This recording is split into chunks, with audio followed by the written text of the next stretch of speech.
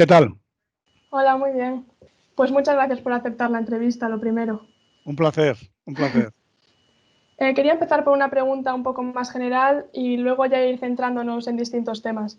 Frente a la recesión económica producida por el COVID-19 y el futuro del sistema económico hay diversas opiniones. Una de ellas defiende que esta crisis deja en evidencia los fallos del capitalismo y que por lo tanto deberíamos transitar hacia un modelo que disminuya la desigualdad social o que sea más respetuoso con el medio ambiente. ¿Usted cree que esta crisis va a fortalecer al capitalismo, el capitalismo saldrá fortalecido, o que deberíamos replantearnos el sistema económico industrial a nivel global o nacional? Hombre, yo creo que esta crisis no tiene nada que ver con el sistema económico, es una pandemia, es una enfermedad. Por tanto, otra cosa fue la crisis financiera del año 2008-2009, que estuvo causada por digamos, un problema en el sistema financiero internacional y en el control de los riesgos del sistema financiero y en la solvencia de la banca. Ahí sí que lo podrías asignar a un problema del capitalismo, pero esta es una crisis, digamos, natural o una pandemia, no tiene nada que ver con el sistema económico. Esto te puede pasar con cualquier sistema económico. Otra cosa es que sí que es verdad que la respuesta viene del sector público, la necesaria respuesta, y en ese sentido yo creo que sale reforzado, por ejemplo, la sanidad pública y sale reforzado los poderes del Estado, ¿no? Pero no creo que sea una crisis para nada del capitalismo. Vale. Y como consecuencia de la globalización económica, hay un constante intercambio de productos entre países, lo que también hace que en parte dependamos del comercio exterior. Pero hemos visto que cuando nos vemos ante una situación como la del COVID-19 y de repente necesitamos millones de EPIs, mascarillas, respiradores, etcétera, y no tenemos suficientes, el resto de países se queda con su producción. Por lo tanto, deberíamos plantearnos otro sistema industrial o quizás aumentar la producción de ciertos productos o incluso de tener unas reservas estatales. Aquí hay dos opciones. Una, el que haya una especie, digamos, de ente global planetario que se dedique a atender las necesidades de material sanitario de un país o unos países que sufran el impacto de la pandemia, es decir, una especie de OTAN sanitaria o ONU sanitaria, pero que tenga medios para actuar de forma inmediata, y si no hay una autoridad o una institución global planetaria que lo haga, entonces cada país lo tendrá que hacer por sí mismo y tendrá que haber algunas reservas estratégicas para atender esta demanda, ¿no? O incluso el que capacidad industrial propia para producirla, ¿no? Lo que pasa es que eso va en contra de la teoría de la ventaja competitiva, que dice que cada país se tiene que especializar en lo que es más competitivo, ¿no? Y por tanto, si fabricación de mascarillas o respiradores es más competitivo China o otro país asiático, se deberían ellos dedicar a hacerlo, ¿no? Pero sí que es verdad que entonces tendrá que haber algún tipo de reservas estratégicas.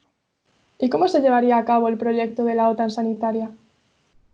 No tengo ni idea. Yo solo sé que tendría, claro, eso lo tendrían que diseñar los expertos en instituciones financieras, instituciones multilaterales, ¿no? Pero está claro que tendría que haber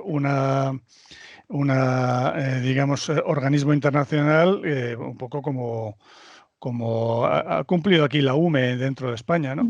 Que en caso de una pandemia fuera capaz de movilizar todos los recursos de todos los países que los tengan para atender esa emergencia, ¿no? Por ejemplo, si se sabe que tal país tiene mascarillas, pues la OTAN sanitaria se debería encargar de que Alemania soltara parte de sus mascarillas para España y para Italia, etcétera, etcétera, ¿no? Entonces, el diseño, pues no, el diseño concreto no lo sé, pero estamos llenos de instituciones multilaterales que no funcionan, ¿no? La propia ONU, la OCDE, la propia OTAN también incluso, que estaban diseñadas para periodos, pues eso, del siglo XX con guerras frías y tal, y que ahora no tienen mucho sentido. Ahora las guerras van a ser más contra virus o contra amenazas, digamos, externas, ¿no? Más que digamos, entre bloques ideológicos, ¿no?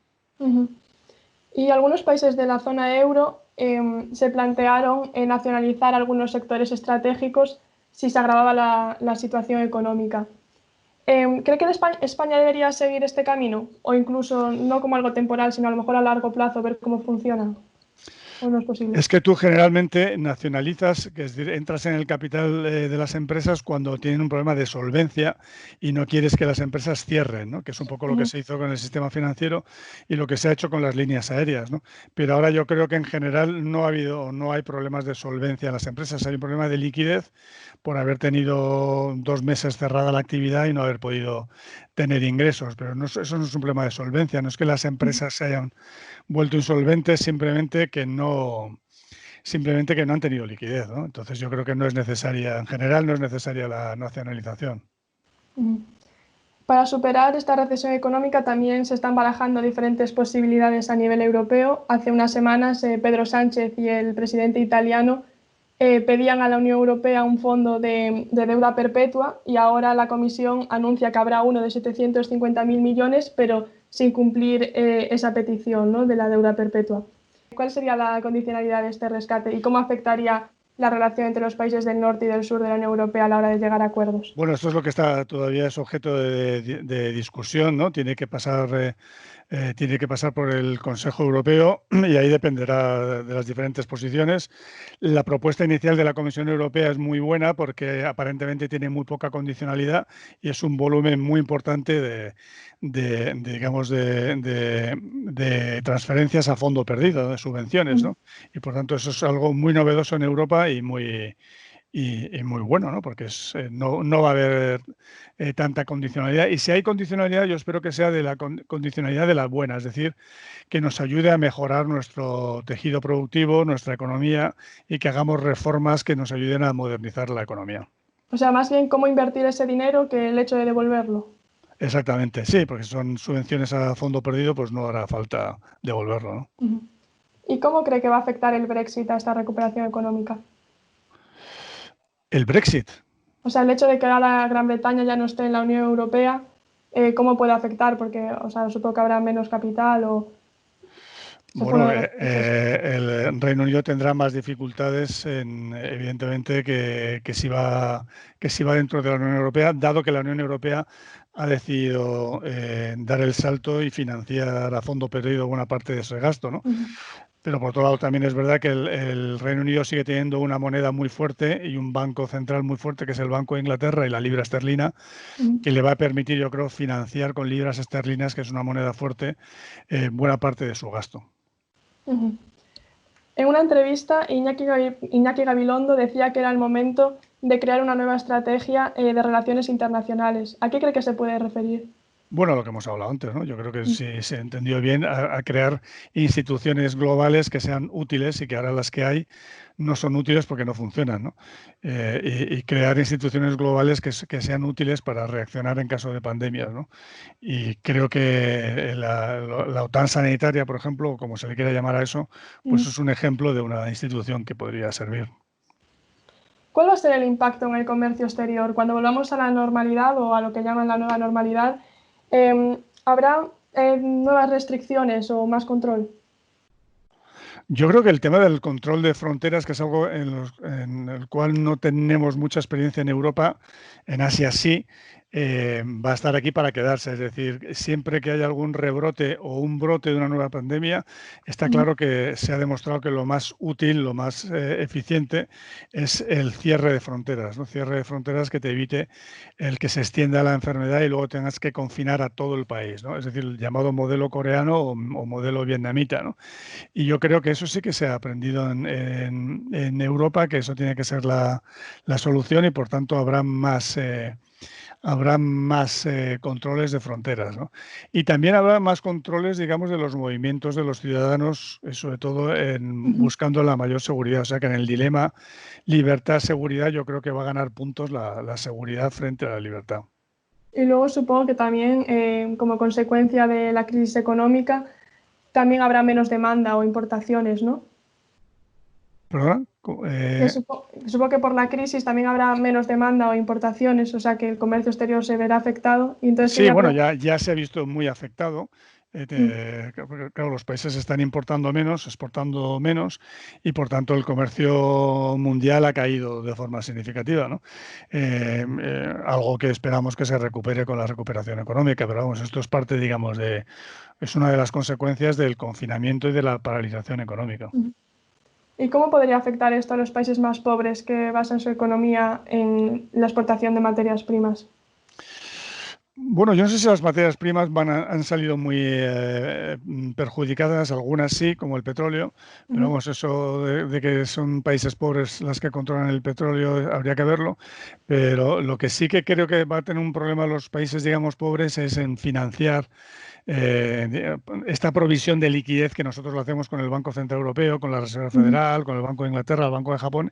Ellos no tienen esas monedas fuertes como para hacer estas inyecciones de liquidez sin que se traduzca en presiones inflacionistas, ¿no? Entonces yo creo que si el Fondo Monetario no acude en socorro de estas economías, digamos, emergentes, sí que va a haber problemas en esos países con la paralización económica y el riesgo de que al final tiren de la política monetaria y acaben con mucha inflación.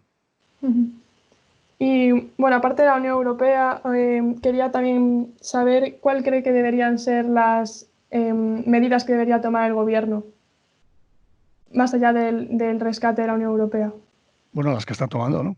O sea, sujetar la oferta y Ujú. luego ir desescalando gradualmente para que se vaya recuperando de forma segura la demanda y reactivando la oferta, ¿no? Yo creo que en la parte económica, yo creo que en general, hombre, podemos entrar en algunos detalles sobre algunas medidas, pero Ujú. en general las líneas generales yo creo que todo el mundo está de acuerdo que han sido las correctas.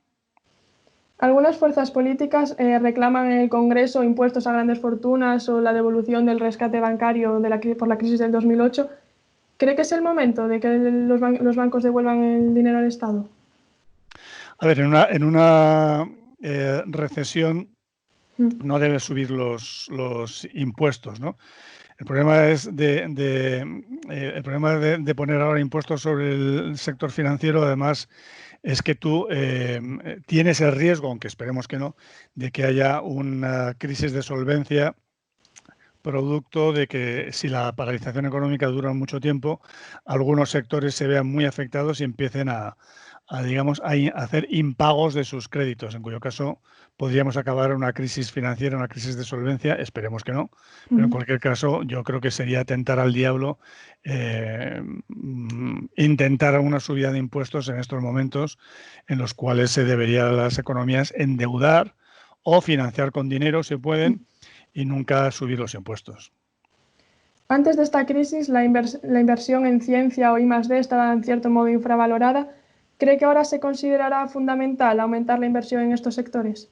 Bueno, esperemos que sí. Esto ha sido, digamos, uno de los vicios de la economía española, tanto del sector público como del sector privado, sobre todo del sector privado, Ujú. y ha sido de los pocos países que han reducido la inversión en I+D con la crisis financiera y, por tanto, yo creo que sí que se ha aprendido la lección que la ciencia no es un lujo y que, por tanto, hay que seguir invirtiendo. Hay que empezar o retomar la inversión en I+D, hay que recuperar nuestros investigadores que se fueron al extranjero y hay que hacer una apuesta por la innovación en el país y el desarrollo también de la ciencia básica.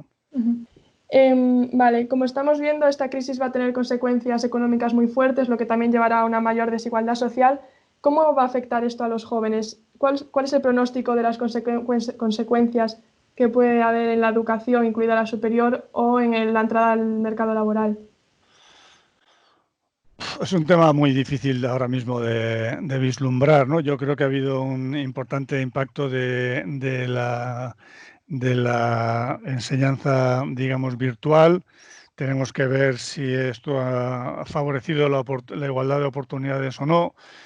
Tenemos que ver también cuál es el resultado, digamos, en la formación de toda enseñanza virtual, si realmente ha sido un buen sustituto o no. Yo creo que es prematuro porque apenas llevamos 2 meses de todo esto como para ver cuál es el impacto de estas cuestiones que sobre todo tienen un horizonte de muy largo plazo. Ujú. Y por último, ¿qué políticas serían las más adecuadas para transitar hacia un modelo más ecológico, menos dañino con el medio ambiente? bueno, los que se estaban siguiendo, ¿no? Es decir, ponerse objetivos medioambientales, tanto de reducción de emisiones como de energías renovables y eficiencia energética, Ujú. y avanzar en la electrificación de la movilidad de los países, ¿no? Yo creo que en ese sentido hemos tenido un parón ahora por esta crisis, pero habría que retomar pronto todos esos objetivos. Vale, perfecto. Pues Muy ahí. bien, Muchas gracias por pues la entrevista. nada, un placer. Ya me contarás cómo va. Vale, gracias. Suerte. Gracias.